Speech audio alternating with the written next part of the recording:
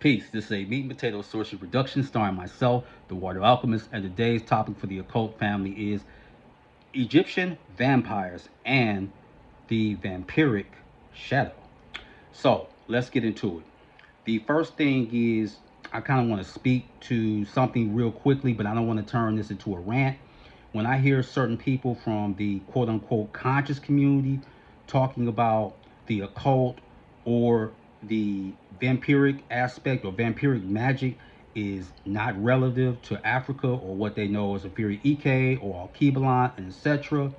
But that's European culture.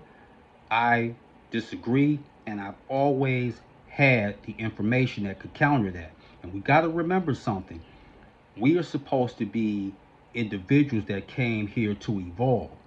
And we have to appreciate, even when you had the so called African American or Black American scholars that came with the information, there were white scholars that did the same. So I want to give the white scholars that credit too. So when people just say, well, that's not a part of that, that's not true because we already know a lot of the culture that came from Egypt, and Egypt is in Africa.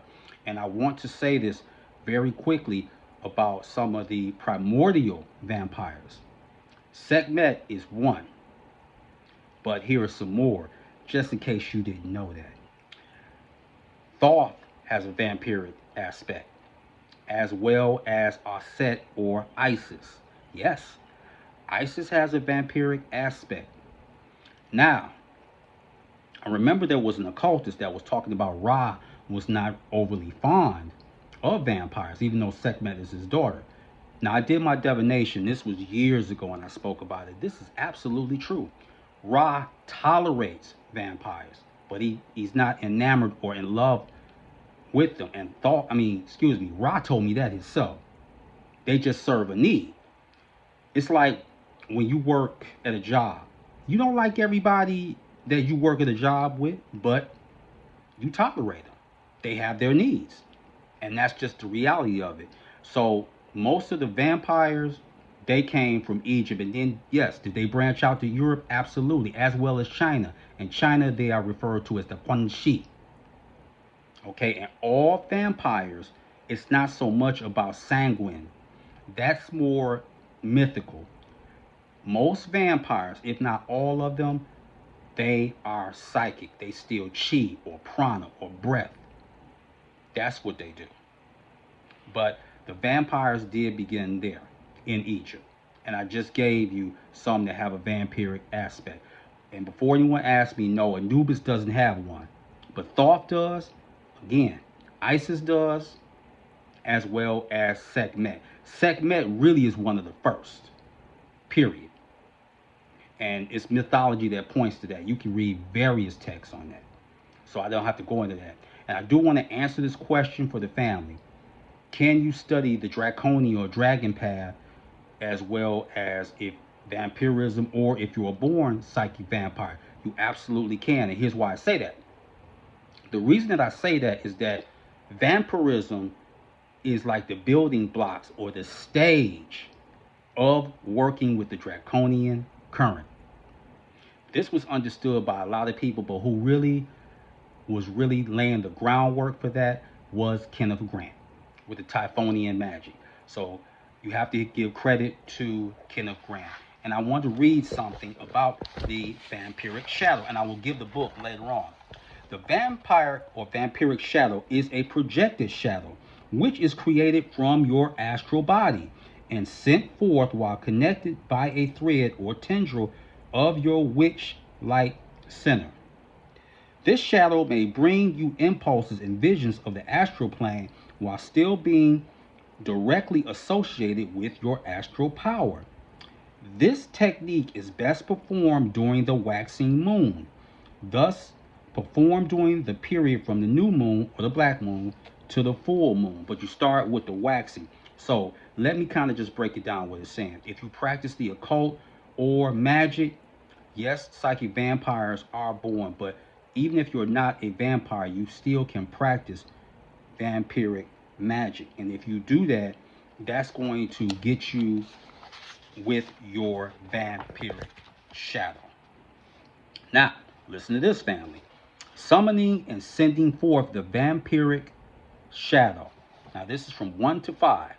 Perform the summoning of the witch light.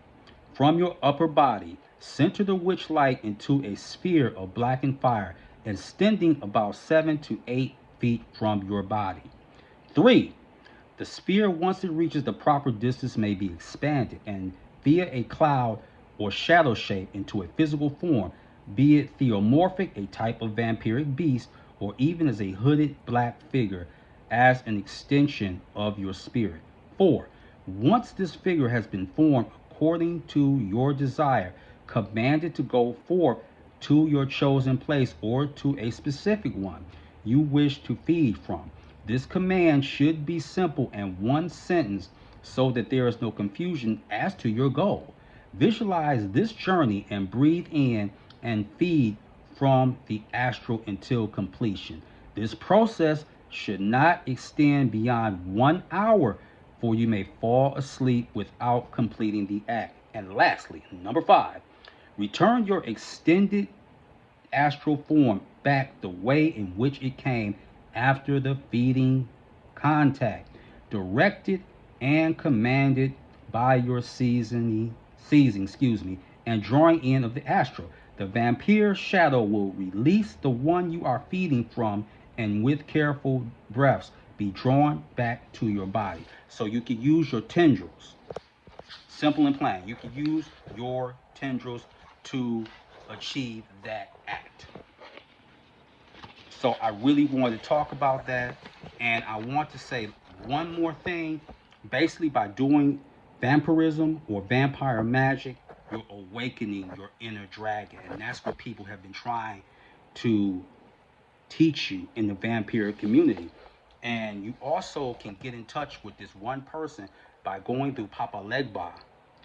And Papa Legba will take your petition or prayers to Baron Samedi, who is also very skilled in vampiric magic. And this is the Veve. You can screenshot this right here. I'm going to hold it right there for a minute, family. Screenshot it and save this Veve, and you can use that. And what you basically use is black pepper, and you burn it with charcoal incense. You go through Papa Legba to take it to him. So the name of this book, with some vampire rituals, but again, personalize the rituals. Make it a part of you and not the other way around. The name of the book is Secum et Pep by Michael W. Ford. So,